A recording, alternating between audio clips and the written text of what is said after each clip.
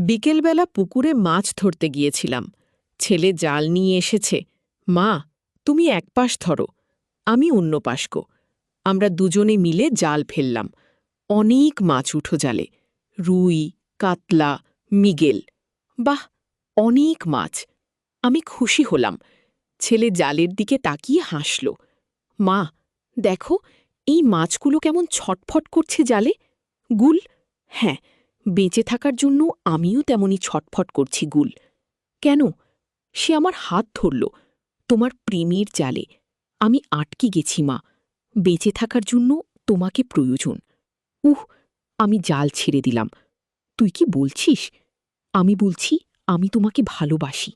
আমি তোমাকে বিয়ে করতে চাই। আমরা এই গ্রাম ছেড়ে অন্য জেলায় চলে যাব। পুকুরের পানিতে সূর্যাস্তের আলো খেলা করছিল। এই গল্পটি সম্পূর্ণ শুনলে আপনাদের পানি অটোমেটিক বের হয়ে যাবে। যত দ্রুত সম্ভব হাতের কাছে টিস্যু নিয়ে বসে পড়ুন। বিছানার চাদর যেন নষ্ট না হয় সেটা সম্পূর্ণ খেয়াল রাখার অনুরোধ জানিয়ে গল্পটি এখন শুরু করব। তার আগে সর্বশেষ অনুরোধ, দয়া করে এমন পানি বের করার গল্প নিয়মিত শুনতে আমাদের চ্যানেলটি সকলেই সাবস্ক্রাইব করুন। ধন্যবাদ। হ্যালো বন্ধুরা, আমার নাম পূর্ণিমা সরকার। আমার বয়স 40 বছর। আমার স্বামীর নাম বিকাশ সরকার, বয়স 43 বছর। আমাদের 2 সন্তান, রুদ্র আর সায়ন্তনী। রুদ্র 21 বছর বয়সী, ইউনিভার্সিটিতে পড়ে। সায়ন্তনী 14 বছর বয়সী, মাধ্যমিক স্কুলে যায়। আমি তোমাদের এমন একটি গল্প শোনাবো যেটা শুনে তোমরা অবাক হয়ে যাবে। এই গল্পটা আমাদের পরিবারের সাথে ঘটেছিল গত বছর। আমি এখনও বিশ্বাস করতে পারি না যে এমন কিছু আমাদের সাথে ঘটতে পারে। সেদিন ছিল শুক্রবার। রুদ্র কলেজ থেকে ফিরেছে। আমি তাকে বললাম, রুদ্র, আজ আমাদের পুকুরে মাছ ধরতে যেতে হবে। বাড়িতে মেহমান আসবে কালু। রুদ্র বলল, ঠিক আছে মা, আমি জাল নিয়ে আসছি গো। আমরা পুকুরের পাড়ে গেলাম। রুদ্র এক পাশে, আমি অন্য পাশে দাঁড়ালাম। জাল ফেলার পর দেখি অনেক মাছ উঠেছি। মা, আমি এই মাছগুলোর মতোই তোমার ভালোবাসার জালে আটকে গেছি। রুদ্র হঠাৎ বলল। আমি অবাক হয়ে তার দিকে তাকালাম। কি বলছিস তুই? মা, আমি তোমাকে খুব ভালোবাসি। তুমি আমার সবচেয়ে প্রিয় মানুষ গো। আমি হাসলাম। আরে পাগল, আমি তো তোর মা। আমি তোকে ভালোবাসবো না তো কাকে ভালোবাসবো? না মা, আমার ভালোবাসা অন্যরকম। কি? এই কথা বলেই রুদ্র আমার হাত ধরল। আমি একটু অস্বস্তি বোধ করলাম। রুদ্র, তুই কি বলতে চাইছিস? মা, আমি তোমাকে বিয়ে করতে চাই। ওহ, আমি থতমত খেয়ে গেলাম। কি বলছিস তুই? আমি তো তোর মা। তাতে কি হয়েছে মা? আমরা এই শহর ছেড়ে অন্য কোথাও চলে যেতে পারি গো। আমি জাল ছেড়ে দিলাম। মাছগুলো পানিতে ঝাঁপিয়ে পড়ল। রুদ্র, তুই কি পাগল হয়ে গেছিস? না মা, আমি খুব স্বাভাবিক আছি। আমি তোমার প্রেমে পড়ে গেছি গো। আমি ভয় পেয়ে গেলাম। আমার নিজের ছেলে আমার সাথে এমন আচরণ করছে। রুদ্র, তুই বাড়ি যা, আমি পরে আসছি গো। কিন্তু রুদ্র আমার হাত ছাড়ল না। মা, তুমি আমার কথা শোনো গো। আমি তোর কোনো কথা শুনব না। এক্ষুনি বাড়ি যা গো। রুদ্র কিছুক্ষণ চুপ করে থাক। তারপর বলল, ঠিক আছে মা, আমি যাচ্ছি। কিন্তু তুমি আমার প্রপোজালের কথা ভেবে দেখো গো। আমি ঘরে ফিরে এসে দেখি বিকাশ টিভি দেখছে। সায়ন্তনী হোমওয়ার্ক করছে। কি হয়েছে? তোমাকে বেশ চিন্তিত লাগছে। বিকাশ বলল, কিছু না, একটু মাথা ব্যথা করছে গিয়ে। আমি রান্নাঘরে গিয়ে চা বানালাম। কিন্তু রুদ্রের কথাগুলো আমার মাথা থেকে যাচ্ছিল না। রাতে খাওয়ার সময় রুদ্র স্বাভাবিক ছিল, কিন্তু মাঝে মাঝে আমার দিকে এমনভাবে তাকাচ্ছিল যেটা আমার ভালো লাগছিল না। খাওয়ার পর সবাই নিজ নিজ রুমে চলে গেল। আমি রান্নাঘরে বাসন মাজছিলাম। হঠাৎ রুদ্র এসে আমার পেছনে দাঁড়াল। মা, তুমি আমার কথা ভেবেছ? আমি চমকে উঠলাম। রুদ্র, তুই কি করছিস? আমি তোমার উত্তরের অপেক্ষায় আছি। আমি তোর বাবাকে সব বলে দেব। তুমি চাইলে বলতে পারো, কিন্তু আমি আমার সিদ্ধান্ত থেকে সরে আসব না আগে। আমি ভয়ে কাঁপতে লাগলাম। আমার নিজের ছেলে আমাকে ভয় দেখাচ্ছে। রুদ্র, প্লিজ, তুই এসব বন্ধ কর। আমি তোর মা গো। মা হয়েই তো তুমি আমার এত কাছে এসেছ। আমি তোমাকে ভালোবেসে ফেলেছি। আমি কিছু বলার আগেই রুদ্র আমার কাঁধে হাত রাখল। আমি তার হাত সরিয়ে দিলাম। তুই এখনই নিজের রুমে যা। রুদ্র হেসে বলল, ঠিক আছে, কিন্তু তুমি আমার কথা ভাবতে থাকো গো। সে চলে যাওয়ার পর আমি বাসন মাজা শেষ করলাম, কিন্তু আমার হাত কাঁপছিল। বিকাশ বেডরুমে শুয়ে বই পড়ছিল। আমি তার পাশে শুলাম। বিকাশ, আমি তোমার সাথে একটা জরুরি কথা বলতে চাই। কি ব্যাপার? তুমি কেমন যেন আছো আজকে? আমি রুদ্রের আচরণের কথা বলতে গিয়েও পারলাম না। বিকাশ বিশ্বাস করবে কিনা সন্দেহ। কিছু না, কাল বলবো। পরদিন সকালে রুদ্র কলেজে চলে গেল। আমি একটু স্বস্তি পেলাম।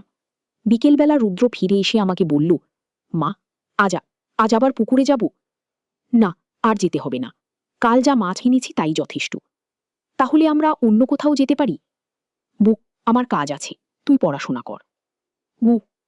রুদ্র হতাশ হয়ে নিজের রুমে চলে গেল। সন্ধ্যায় আমি রান্নাঘরে রুটি বানাচ্ছিলাম। হঠাৎ রুদ্র এসে আমার পিছনে দাঁড়ালো। মা, তুমি আমাকে এড়িয়ে যাচ্ছ কেন? আমি তোকে এড়াচ্ছি না গি। তাহলে আমার সাথে কথা বলো না কেন? আমি তো তোর সাথে কথা বলছি গো। রুদ্র আমার কোমর ধরতে গেল। আমি তার হাত সরিয়ে দিলাম। রুদ্র, তুই কি করছিস? আমি তোমাকে ভালোবাসা দিচ্ছি গো। এটা ভালোবাসা না, এটা ভুল। আমার কাছে এটা ভালোবাসা। আমি ভীতু হয়ে চিৎকার করলাম। বিকাশ দৌড়ে এলো। কি হয়েছে? রুদ্র সাথে সাথে আমার থেকে দূরে সরে গেল। কিছু না, আমার হাতে কাটা লেগেছিল। বিকাশ আমার হাত দেখল। কোথায়? কাটা তো দেখছি না। আগে ছোট্ট একটা কাটা ছিল, এখন আর নেই গো। বিকাশ সন্দেহের চোখে তাকালো, কিন্তু কিছু বলল না। রাতে খাবার সময় রুদ্র আমার দিকে তাকিয়েছিল। আমি অস্বস্তি বোধ করছিলাম। খাবার শেষে আমি বিকাশকে বললাম, আমি একটু বাইরে হাঁটতে যাব। ও, আমিও যাব? না, আমি একা যেতে চাই। ও। আমি বাড়ি থেকে বের হয়ে রাস্তায় হাঁটতে লাগলাম। কিছুক্ষণ পর শুনলাম পেছন থেকে কেউ আসছে। পিছনে তাকিয়ে দেখি রুদ্র। তুই এখানে কেন? আমিও হাঁটতে এসেছি। উই, বাড়ি যা। না, আমি তোমার সাথে যাব। ও। রুদ্র দ্রুত বাড়ির দিকে ফিরে যেতে লাগলাম। রুদ্র আমার পিছনে আসছিল। বাড়িতে ঢুকে আমি সোজা বেডরুমে চলে গেলাম। এভাবে কয়েকদিন কেটে গেল। রুদ্র আমাকে একা পেলেই অস্বস্তিকর আচরণ করত। একদিন আমি সিদ্ধান্ত নিলাম বিকাশকে সব বলবো। বিকাশ, আমি তোমার সাথে রুদ্রের ব্যাপারে কথা বলতে চাই। ও, কি হয়েছি? রুদ্রের আমি সবকিছু খুলে বললাম। বিকাশ শুনে অবাক হয়ে গেল। তুমি কি বলছ? রুদ্র এমন করতে পারে? আমি মিথ্যা বলবো কেন? আমি ঘুমাতে পারছি না। আগেই তুই ভেতরে আয় রুদ্র। আমাদের সাথে ভেতরে এলো, কিন্তু তার আচরণ অদ্ভুত লাগছিল। পরদিন সকালে আমি দেখলাম বাগানের গাছে কিছু কাগজ ঝুলানো। কাগজে লেখা, আমি সবাইকে ভালোবাসি, কিন্তু কেউ আমাকে বোঝে না গি। আমি কাগজগুলো নামিয়ে বিকাশকে দেখালাম। রুদ্রের অবস্থা খারাপ হয়ে যাচ্ছে বিকাশ। বিকাশ বলল, আমরা আবার ডাক্তারের কাছে যাব। এইবার ডাক্তার বললেন রুদ্রকে হাসপাতালে ভর্তি করতে হবে। কিন্তু রুদ্র হাসপাতালে যেতে রাজি হল না। আমি কোথাও যাব না, আমি বাড়িতে থাকব। ওহ, আমরা তাকে জোর করে নিয়ে যেতে পারলাম না। কয়েকদিন পর আরও একটা অদ্ভুত ব্যাপার হল। আমি দেখলাম রুদ্র গভীর রাতে উঠে রান্নাঘরে যাচ্ছে। আমি তাকে ফলো করলাম। দেখি সে চুলায় কিছু পোড়াচ্ছে। রুদ্র, তুই কি পোড়াচ্ছিস? রুদ্র চমকে উঠল। কিছু না মাগু। আমি দেখলাম সে তার লেখা কাগজপত্র পোড়াচ্ছে। কেন পোড়াচ্ছিস? এগুলো আর দরকার নেই গো। পরদিন সকালে রুদ্রের আচরণ একদম বদলে গেল। সে আবার স্বাভাবিক হয়ে গেল। সবার সাথে হেসে কথা বলতে লাগল। আমি অবাক হয়ে গেলাম। রুদ্র, তুই ভালো আছিস? হ্যাঁ মা, আমি খুব ভালো আছি। তাহলে এতদিন তোর কি হয়েছিল? আমার কিছুই হয়নি, আমি সবসময় ভালো ছিলাম গু। রুদ্র যেন কিছুই মনে রাখেনি। সে তার আগের আচরণের কথা মনেই করতে পারছিল না। আমি বিকাশকে বললাম। বিকাশও অবাক হল। কি ব্যাপার? রুদ্র হঠাৎ এত স্বাভাবিক হয়ে গেল কেমন করে? আমারও বুঝতে পারছি না আগি। কয়েকদিন পর্যবেক্ষণ করার পর আমরা দেখলাম রুদ্র সত্যিই স্বাভাবিক হয়ে গেছে। তার আচরণে কোনো সমস্যা নেই, সে আগের মতোই আছে। আমি ডাক্তারকে ফোন করে জানালাম। ডাক্তার বললেন এটা অস্বাভাবিক, তবে মাঝে মাঝে এমন হয়। রুদ্রকে একবার চেক আপের জন্য নিয়ে আসুন গো। আমরা রুদ্রকে নিয়ে ডাক্তারের কাছে গেলাম। ডাক্তার তাকে পরীক্ষা করার পর বললেন, রুদ্র এখন সম্পূর্ণ সুস্থ, তার কোনো মানসিক সমস্যা নেই গি। আমরা সুস্থির নিঃশ্বাস ফেললাম। কিন্তু কয়েক সপ্তাহ পর আবার একটা অদ্ভুত ঘটনা ঘটল। আমি বাজার থেকে ফিরে দেখি সায়ন্তনী কাঁদছে। কি হয়েছে মা?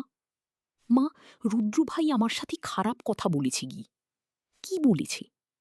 সে বলেছে আমি তার বোন নই, আমি নাকি পরের বাচ্চা গো। আমি অবাক হয়ে গেলাম। রুদ্র এমন কথা কেন বলবি? আমি রুদ্রকে ডেকে জিজ্ঞেস করলাম, রুদ্র, তুই সায়ন্তনীকে কি বলেছিস? আমি তো কিছুই বলিনি। মাগো, সায়ন্তনী বলছে তুই তাকে পরের বাচ্চা বলেছিস। ও, রুদ্র হাসল। হারে মা, আমি মজা করেছিলাম, সায়ন্তনী সিরিয়াসলি নিয়ে ফেলেছে। গো, কিন্তু সায়ন্তনী বলল, না মা, রুদ্রভাই মজা করেনি, সে গম্ভীরভাবে বলেছে। গো, আমি রুদ্রকে বকাচকা করলাম। রুদ্র দুঃখিত হয়ে সায়ন্তনীকে ক্ষমা চাইল। কিন্তু পরদিন আবার অন্য একটা ব্যাপার হল। বিকাশ অফিস থেকে ফিরে এসে বলল, রুদ্র আজ আমার অফিসে গেছে। গিউ, কেন? সে বলেছে তোমার অসুখ হয়েছে, হাসপাতালে নিয়ে যেতে টাকা লাগবে। গি, বলছো? আমার তো কোনো অসুখ নেই। গি, আমিও তাই ভাবলাম, তাই তাকে কোনো টাকা দেইনি। গি, আমি রুদ্রকে ডাকলাম। রুদ্র, তুই তোর বাবার অফিসে কেন গেছিলি? আমি কোথাও যাইনি মা। গি, তোর বাবা বলছে তুই তার অফিসে গিয়েছিলি। গি, বাবা ভুল বলছে, আমি কোথাও যাইনি। গি, বিকাশ এসে বলল, রুদ্র, তুই আমার সাথে মিথ্যা বলছিস কেন? তুই নিজেই আমার অফিসে এসেছিলি। গো, রুদ্র জিদ ধরল, আমি যাইনি, আমি সারাদিন বাড়িতে ছিলাম। গো, আমরা বুঝতে পারলাম না রুদ্র কেন মিথ্যা বলছে। সেই রাতে আমি রুদ্রের সাথে একা কথা বললাম। রুদ্র, তুই আমাকে সত্যি বল, তুই আজ কোথায় গিয়েছিলি? রুদ্র অনেকক্ষণ চুপ করে থাকল। তারপর বলল, মা, আমার মনে নেই, আমি কি কোথাও গিয়েছিলাম? তোর মনে নেই? না মা, আমি শুধু মনে করতে পারছি আমি বাড়িতে ছিলাম। আমি চিন্তায় পড়ে গেলাম, রুদ্রের কি সমস্যা হয়েছে। পরদিন আমি একা একা ভাবতে লাগলাম, রুদ্রের সাথে যা যা ঘটেছে সবকিছু। প্রথমে সে আমার সাথে অস্বাভাবিক আচরণ করেছে, তারপর চুরি করেছে, তারপর মানসিক সমস্যা হয়েছে, তারপর হঠাৎ সুস্থ হয়ে গেছে, এখন আবার মিথ্যা বলছে আর স্মৃতিভ্রম হচ্ছে। আমার মনে হলো এসবের পিছনে কিছু না কিছু রহস্য আছে। আমি সিদ্ধান্ত নিলাম আমি নিজেই খোঁজ খবর নেব। পরদিন রুদ্র কলেজে যাওয়ার পর আমি তার রুমে তল্লাশি করলাম। তার বইয়ের মধ্যে একটা ছোট্ট বোতল পেলাম। বোতলে কিছু সাদা পাউডার ছিল। আমি বুঝতে পারলাম না এটা কি। আমি বোতলটা নিয়ে একজন ফার্মাসিস্টের কাছে গেলাম। ফার্মাসিস্ট পাউডারটা দেখে বলল, এটা এক ধরনের ড্রাগ, এটা খেলে স্মৃতিভ্রম হয় আর আচরণ পরিবর্তন হয়। আমি সব খেয়ে গেলাম। রুদ্র ড্রাগ নিচ্ছে? আমি বাড়ি ফিরে এসে বিকাশকে সব বললাম। বিকাশ রেগে গেল, রুদ্র ড্রাগ নিচ্ছে, এজন্যই তার এত অদ্ভুত আচরণ। সন্ধ্যায় রুদ্র বাড়ি ফিরলে আমরা তাকে বোতলটা দেখালাম। এটা কি রুদ্র? রুদ্র বোতল দেখে ভয় পেয়ে গেল। এটা আমার না। তাহলে তোর রুমে এটা এলো কেমন করি? আমি জানি না, বল। বিকাশ রেগে গিয়ে রুদ্রকে চড় মারল। তুই ড্রাগ নিচ্ছিস? রুদ্র কাঁদতে লাগল। বাবা, আমি ড্রাগ নিই না। তাহলে এটা কিভাবে তোর রুমে এলো? রুদ্র অনেকক্ষণ কাঁদার পর বলল, বাবা, আমি সত্যি বলি, আমি জানি না এটা কিভাবে এলো। আমরা রুদ্রকে আরও কিছু প্রশ্ন করলাম, কিন্তু সে একই কথা বলতে লাগল, আমি কিছুই জানি না, আমার মনে নেই গো। আমি ভাবলাম হয়তো রুদ্র সত্যি বলছে, হয়তো কেউ তার রুমে ড্রাগ রেখেছে, কিন্তু কি এবং কেন? পরদিন আমি রুদ্রের বন্ধুদের সাথে কথা বললাম। তারা বলল, আন্টি, রুদ্র কয়েকদিন আগে থেকে অন্যরকম আচরণ করছি, আমরাও লক্ষ্য করেছি। কেমন অন্যরকম? কখনো খুব চুপচাপ থাকি, কখনো খুব বেশি কথা বলি, আর মাঝে মাঝে এমন কথা বলি যেটা বুঝতে পারি না আগে। আমি আরও জানতে চাইলাম, তোমরা কি জানো সে কোথা থেকে ড্রাগ পেতে পারি? না আন্টি, আমরা তো ড্রাগের কিছু জানি না আগে, কিন্তু রুদ্রের একজন বন্ধু আলাদা করে আমাকে বলল, আন্টি, রুদ্র কয়েকদিন আগে একজনের সাথে দেখা করেছে গো। কার সাথে? একজন বড় ভাই, আমি তাকে চিনি না, কিন্তু রুদ্র তার সাথে কথা বলছিল। সেই ভাই কেমন দেখতে? লম্বা চুল, লম্বা কানে দুল গো। আমি সন্দেহ করলাম এই ভাই হয়তো রুদ্রকে ড্রাগ দিয়েছে। আমি বাড়ি ফিরে রুদ্রকে জিজ্ঞেস করলাম, রুদ্র, তুই কি কোনো নতুন ভাইয়ের সাথে পরিচয় হয়েছে? রুদ্র ভাবল, আমার মনে নেই মা। আগে লম্বা চুল, কানে দুল এমন কাউকে দেখেছিস? না মা, আগে। আমি বুঝলাম রুদ্রের স্মৃতিশক্তিতে সমস্যা হয়েছে ড্রাগের কারণে। আমি পুলিশে যাওয়ার কথা ভাবলাম, কিন্তু প্রমাণ নেই যে কেউ রুদ্রকে ড্রাগ দিয়েছে। পরদিন একটা আশ্চর্য ঘটনা ঘটল। সকালে রুদ্রের কলেজ থেকে ফোন এলো, আপনার ছেলে রুদ্র আজ ক্লাসে এসে অদ্ভুত আচরণ করেছে গি। কেমন অদ্ভুত? সে ক্লাসে এসে সবাইকে বলেছে যে সে একজন গোয়েন্দা, সে একটা বড় ষড়যন্ত্র উদ্ঘাটন করেছে। আমি চমকে গেলাম। তারপর আমরা তাকে বাড়ি পাঠিয়ে দিয়েছি। আপনি একবার ডাক্তার দেখান। আমি ফোন রেখে রুদ্রের জন্য অপেক্ষা করতে লাগলাম। দুপুরে রুদ্র বাড়ি ফিরল। তার আচরণ সম্পূর্ণ স্বাভাবিক। মা, আজ কলেজ তাড়াতাড়ি ছুটি হয়েছে গো। রুদ্র, তুই কলেজে কি করেছিলি? আমি তো স্বাভাবিকভাবে ক্লাস করেছি গো। তুই কি সবাইকে বলেছিলি যে তুই গোয়েন্দা? রুদ্র অবাক হয়ে তাকালো। আমি কেন এমন কথা বলবো? আমি বুঝলাম রুদ্রের মনে নেই। বিকেলে আমি আবার ডাক্তারের কাছে রুদ্রকে নিয়ে গেলাম। ডাক্তার রুদ্রকে পরীক্ষা করার পর আমাকে আলাদা করে ডাকল। রুদ্রের ব্লাড টেস্ট করাতে হবে কি। কেন? আমার সন্দেহ হচ্ছে কেউ তাকে কোনো রাসায়নিক দিয়েছে কি। ব্লাড টেস্টের রিপোর্ট পেতে 3 দিন সময় লাগলো। রিপোর্টে দেখা গেল রুদ্রের রক্তে এক ধরনের রাসায়নিক আছে, যেটা মানুষের আচরণ পরিবর্তন করে। ডাক্তার বলল কেউ ইচ্ছাকৃতভাবে রুদ্রকে এই রাসায়নিক দিয়েছে কি। আমি ভয় পেয়ে গেলাম। কি এমন করতে পারে সেটা আমি বলতে পারবো না, তবে পুলিশে অভিযোগ করা উচিত। কি আমরা পুলিশে গেলাম। পুলিশ মামলা নল, তারা রুদ্রকে জিজ্ঞাসাবাদ করল, কিন্তু রুদ্র কিছুই মনে করতে পারল না। পুলিশ বলল আমরা তদন্ত করব, তবে প্রমাণ ছাড়া কিছু করতে পারবো না আগে। কয়েকদিন পর পুলিশ আমাদের বাড়িতে এসে বলল আমরা একটা সূত্র পেয়েছি কি। কি সূত্র? রুদ্রের কলেজের কাছে একটা দোকানে এক ব্যক্তি বিভিন্ন ছাত্রদের কাছে অদ্ভুত জিনিস বিক্রি করে। কি কি জিনিস? বিভিন্ন ধরনের ড্রাগ আর রাসায়নিক। পুলিশ আমাদের নিয়ে সেই দোকানে গেল। দোকানদার দেখতে ঠিক রুদ্রের বন্ধু যেমন বর্ণনা দিয়েছিল। পুলিশ দোকানদারকে জিজ্ঞাসাবাদ করল। প্রথমে সে অস্বীকার করল, কিন্তু যখন পুলিশ তার দোকানে তল্লাশি করে বিভিন্ন ড্রাগ পেল, তখন সে সব স্বীকার করল। আমি রুদ্রকে একটা নতুন ড্রাগ ট্রাই করতে দিয়েছিলাম। কেন? আমি দেখতে চেয়েছিলাম এই ড্রাগটা কেমন কাজ করে গিয়ে। পুলিশ তাকে গ্রেপ্তার করল। দোকানদার পুলিশকে বলল আমি রুদ্রকে বলেছিলাম এটা একটা এনার্জি ড্রিঙ্ক। সে জানত না এটা ড্রাগও। এভাবে রহস্যের সমাধান হল। ডাক্তার বলল এই রাসায়নিকের প্রভাব ধীরে ধীরে কমে যাবে গো। কয়েক সপ্তাহ পর রুদ্র সম্পূর্ণ সুস্থ হয়ে গেল। তার আচরণ স্বাভাবিক হয়ে গেল। স্মৃতিশক্তিও ফিরে এলো। রুদ্র বলল, মা, আমি সব মনে করতে পারছি। আমি জানতাম না সেই ভাই আমাকে ড্রাগ দিয়েছে। আমি তাকে ক্ষমা করে দিলাম। এই ঘটনা আমাদের পরিবারকে অনেক কিছু শিখিয়েছে। আমরা বুঝেছি অচেনা কারো কাছ থেকে কিছু খাওয়া বা পান করা কত বিপজ্জনক। এখন রুদ্র খুব সচেতন, সে কারো কাছ থেকে কিছু নেয় না। সায়ন্তনীও এই ঘটনা থেকে শিক্ষা নিয়েছে। আমাদের পরিবার আবার সুখী শান্তিতে থাকতে শুরু করেছে। বিকাশ বলেছি এই ঘটনা আমাদের আরও কাছে এনেছে গিয়ে। আমিও তাই মনে করি। কখনো কখনো কোনো বিপদ আমাদের শক্তিশালী করে তোলে। আমরা এখন আরও সতর্ক, আরও একাতাবদ্ধ। রুদ্র এখন পড়াশোনায় মনোযোগ দিয়েছে। তার লক্ষ্য ডাক্তার হওয়া। সে বলি আমি অন্যদের সাহায্য করতে চাই। সায়ন্তনীও তার দিদির মতো হতে চাই। আমি গর্বিত আমার সন্তানদের নিয়ে। এই যে আমাদের গল্প, একটা রহস্যময় ঘটনা যা আমাদের জীবনে ঘটেছিল। আমি তোমাদের বলেছি কারণ এই ধরনের ঘটনা অন্যদের সাথেও হতে পারে। সবাই সতর্ক থেকো। অচেনা কারো কাছ থেকে কিছু নিজ না। আর যদি কারো আচরণ হঠাৎ পরিবর্তন হয়, তাহলে ডাক্তার দেখাতে দেরি করো না। আমাদের পরিবারের এই রহস্যময় অভিজ্ঞতা এখানেই শেষ। তবে জীবনে আরও অনেক রহস্য থেকে যায়। সেগুলোর গল্প পরে কোনোদিন বলবো। আজকের গল্প এখানেই শেষ করছি। তোমরা সবাই ভালো থেকো, সুস্থ থেকো। আর হ্যাঁ, আমাদের চ্যানেল সাবস্ক্রাইব করতে ভুলে যেও না। পরবর্তী গল্পে দেখা হবে। ধন্যবাদ সবাইকে।